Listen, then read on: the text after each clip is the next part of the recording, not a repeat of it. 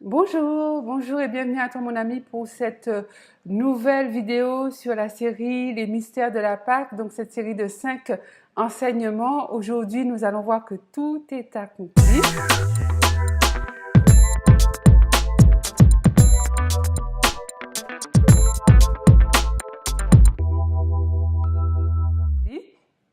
Donc une nouvelle fois, je te souhaite la bienvenue.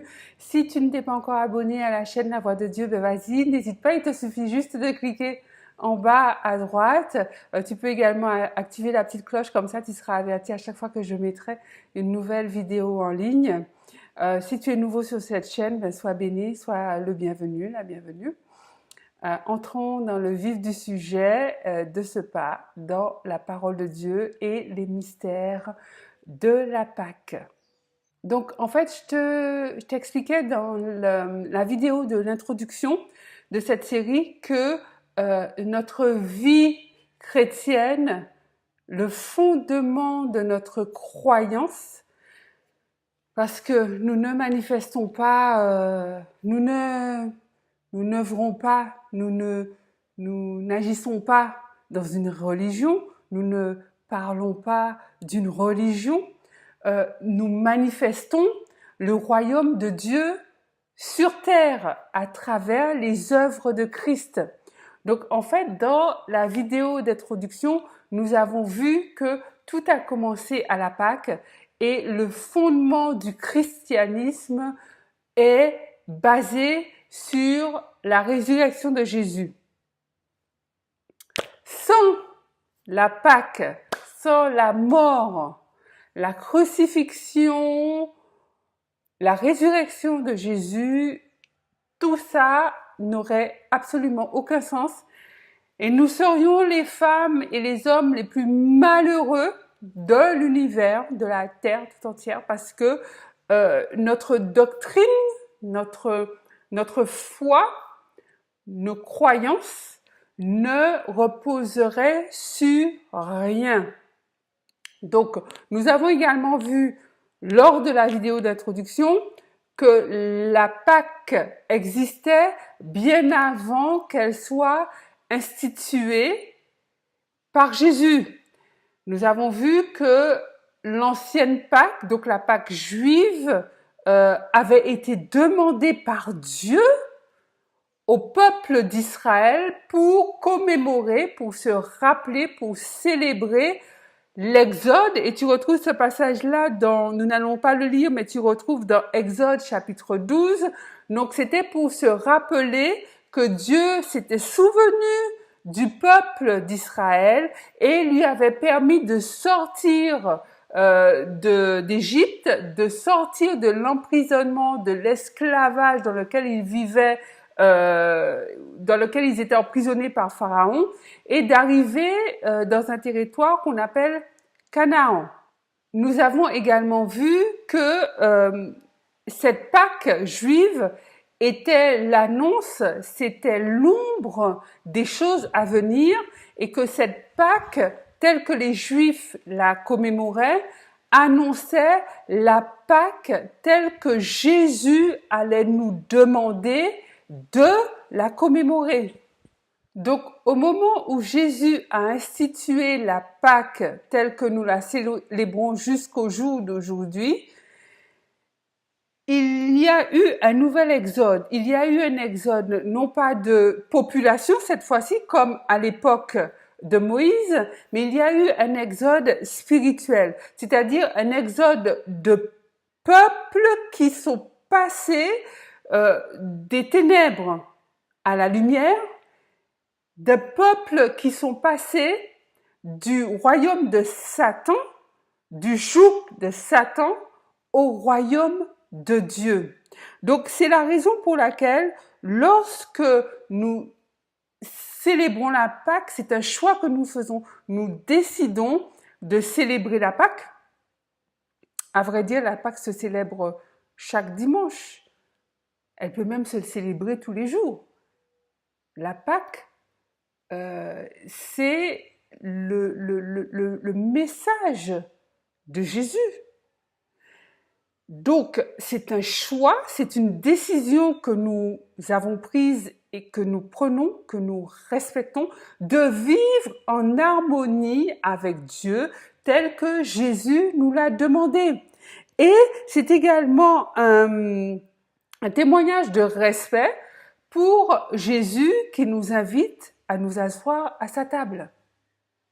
Lors de la crucifixion de Jésus, avant qu'il ne prononce les paroles « tout est accompli », il y a eu toute une dimension physique que les hommes, que les témoins sur place ont pu voir, et il y a eu une portée infiniment plus spirituelle, entre guillemets, une portée dans une dimension céleste que les hommes n'ont pas pu voir. Prenons Romains chapitre 6, verset 6 et écoutons ce que nous dit la parole de Dieu. Entrons dans la parole de Dieu.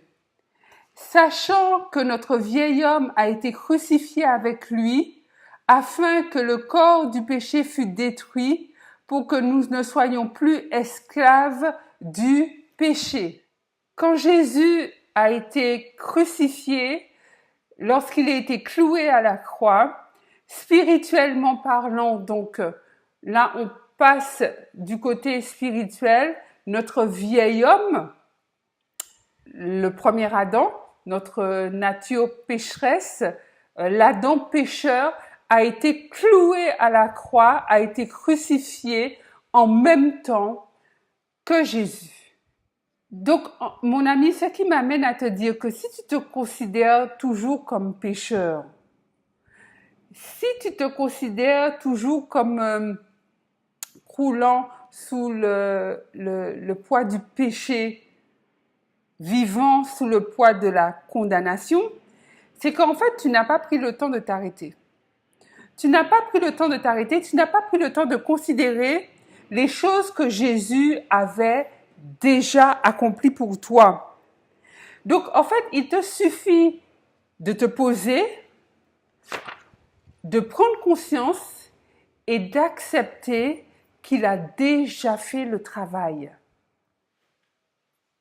Donc Galates chapitre 2 verset 20, donc à l'image de l'apôtre Paul, nous sommes amenés, nous chrétiens qui célébrons la Pâque, qui avons foi en Jésus, qui reconnaissons son acte, son accomplissement sacrificiel pour notre salut, nous sommes amenés à dire, lorsqu'on entre dans la parole de Dieu, tout comme Paul, j'ai été crucifié avec Christ et si je vis, ce n'est plus moi qui vis, c'est Christ qui vit en moi.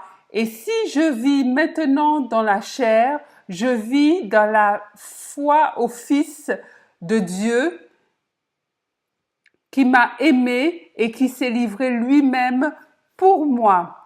Amen. Ça c'est, comment dirais-je, c'est la reconnaissance ultime, c'est le message ultime que nous, chrétiens, nés de nouveau, avons.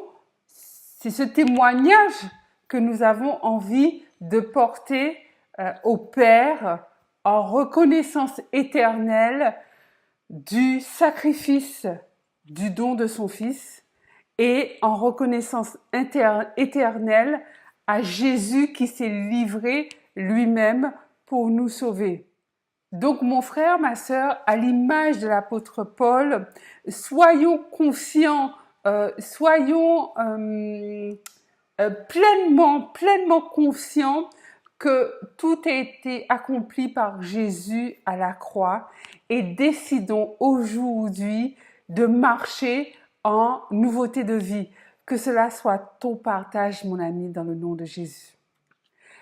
Toujours dans le volet spirituel lié à la crucifixion de Jésus, lorsque il a dit « tout est accompli », c'est à ce moment-là que Dieu a érigé l'autel le plus puissant de l'univers parce que sur cet autel, le sang parfait, le sang précieux, le sang sans tache, le sang sans faille.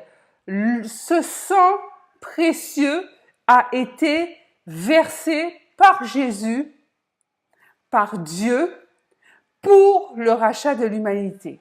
Donc, ça veut dire qu'à la croix, il y a eu un transfert spirituel, c'est-à-dire que le châtiment qui nous donne à nous la paix est tombé sur Jésus.